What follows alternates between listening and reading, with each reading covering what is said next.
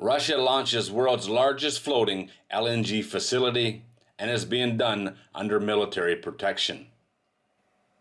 This is from G Captain, and it was published on the 26th of July 2024. Russia isn't taking any chances during the launch of its new flagship LNG project. Following ongoing Ukrainian operations against Russia's energy infrastructure, the country's military and federal security services are keeping a close eye on the Arctic LNG 2 project.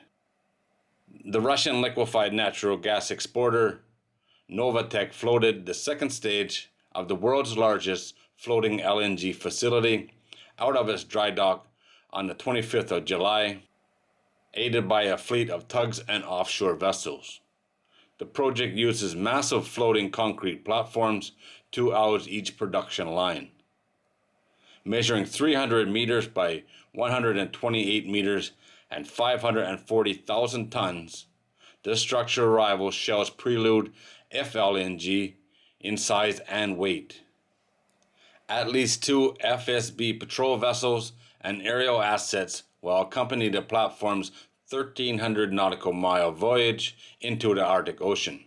Pictures taken along the initial phase of the towing operation in the Kola Bay also depicts Russian military surface vessels and submarines in proximity of the platform.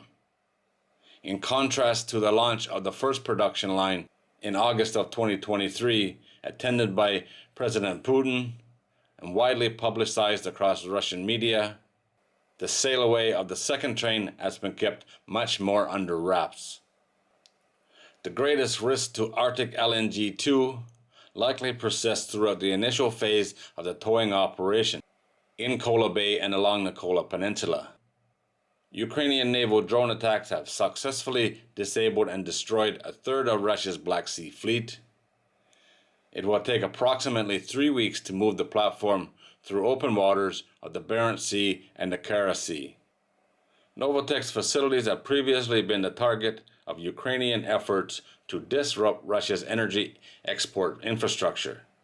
The company's export terminals and processing complex in the Baltic Sea have come under drone attacks.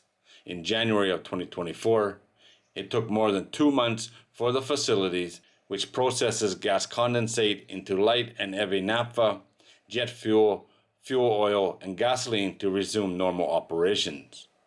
Long-range drone attacks have repeatedly hit major Russian refineries and fuel depots.